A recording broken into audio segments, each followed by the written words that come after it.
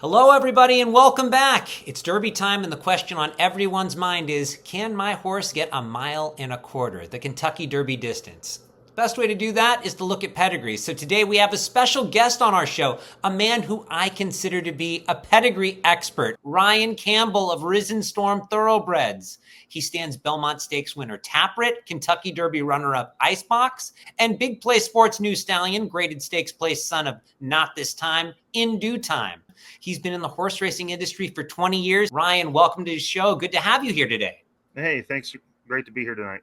Absolutely. And look, before we start getting into what we saw this weekend, pedigrees, Ryan, what's your take on this? Are they always an indicator of if you can get a distance? The pedigree is more of another tool in your toolbox. Just there are horses that are going to outperform their pedigree, but that's not as many as you would think. So if you're trying to figure out if your horse is going to go the distance of the mile and a quarter, you can look deep into the female family pedigree to try to figure that out. That totally makes sense. Well, obviously at this time of year when everyone's trying to figure out who they should bet, they look at these horses and sometimes they don't know what they're reading or not. And this weekend, we saw some incredible performances. I thought we would start with the San Felipe and Journalism, who is the horse on everyone's mind right now.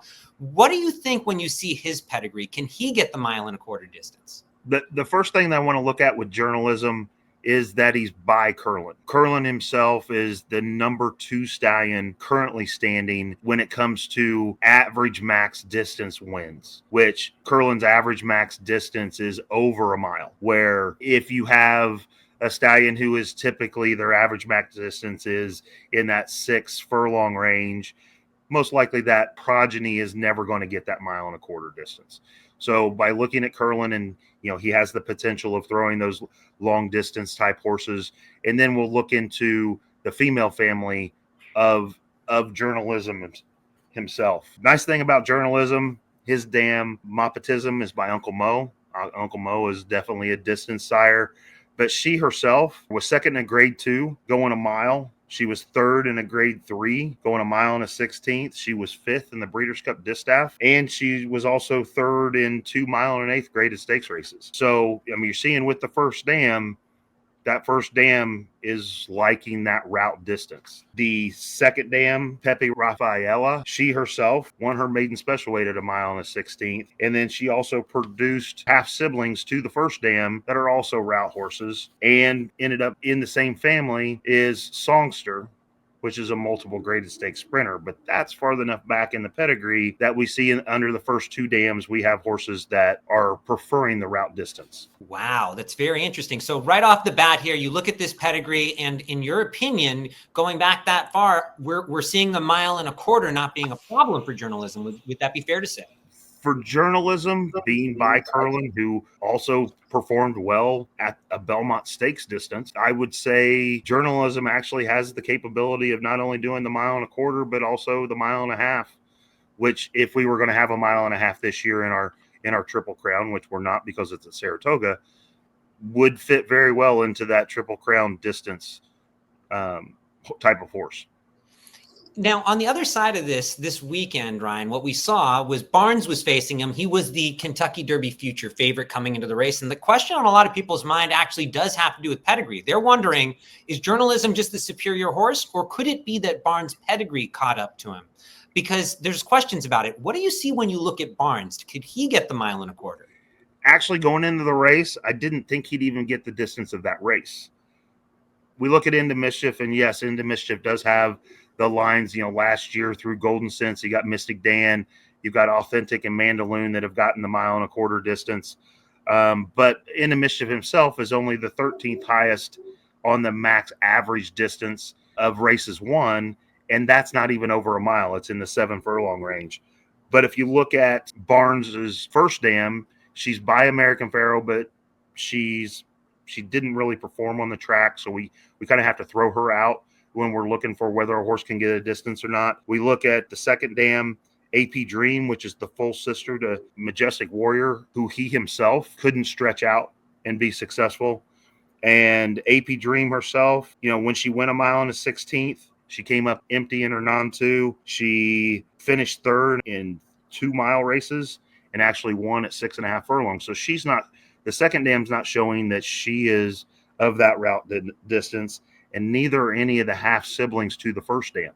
So from a standpoint of can Barnes make the 1.25 miles, he would have to well outperform his female family to be able to get that 1.25 mile distance. I think he would probably be better for a Pat Day mile on Derby Day. And if he could get out on the lead of the Preakness and do a catch me if you can, he could probably, possibly hold on for that 1 3/16 of the Preakness. But I don't believe he could get the 1.25 miles or 1.5 miles of a Belmont Stakes. This is fascinating because when you were talking about their max distances as sires, you were saying that Curlin is the second best distance sire right now, right? Right. And Into Mischief is 13th. What's interesting is Sovereignty won over in Florida, the Fountain of Youth, and his sire is Into Mischief. So they have the same sire, these two horses, Sovereignty and Barnes. Is Sovereignty's pedigree a concern for you going 1.25 miles? See, now Sovereignty, I think, can run all day. I think Sovereignty actually could get the 1.5 mile distance. If we look at Sovereignty's first dam, her name is Crowned. She was unraced, but if you look at her second dam, which is Mushka herself was second in the Ladies Classic, was beaten by Life is Sweet. So, there she's already in that route distance.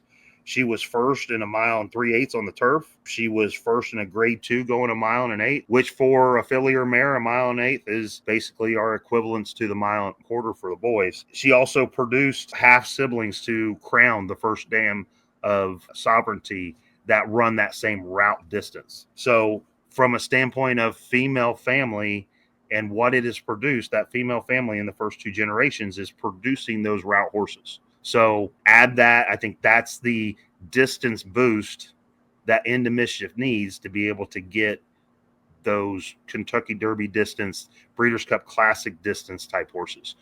But there's one thing that I don't like about Sovereignty is the fact that he comes from way, way back.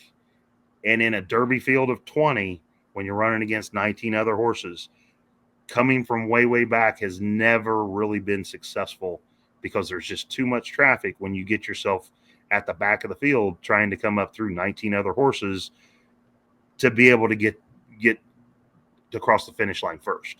So that would be my trouble with Sovereignty in the Derby.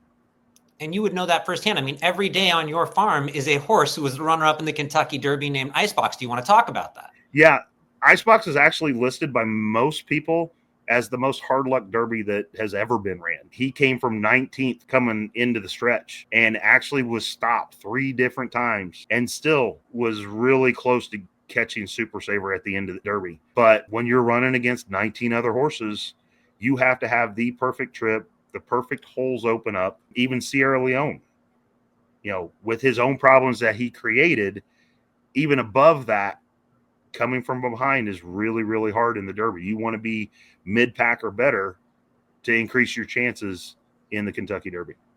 That's fascinating, Ryan. So there you have it. It's not just about your pedigree. Even if you can get the distance, running style as well matters. Ryan, it's fantastic to hear this. So Sovereignty's a yes for you. Journalism's a yes for you for getting the distance, and Barnes is, you're saying Pat Day Mile, Preakness kind. And that's what's so great about it, guys. We're going to have Ryan on more, learning all these things as we go down the road there, because you also have some real hot takes on a few others we've talked about behind the scenes. Ryan, thank you again for being on here today. Again, go check him out. I love his TikToks at Campbell X29, and check him out at RisenStorm Thoroughbreds. He's great, Ryan. Thank you so much. Such a pleasure to have you on.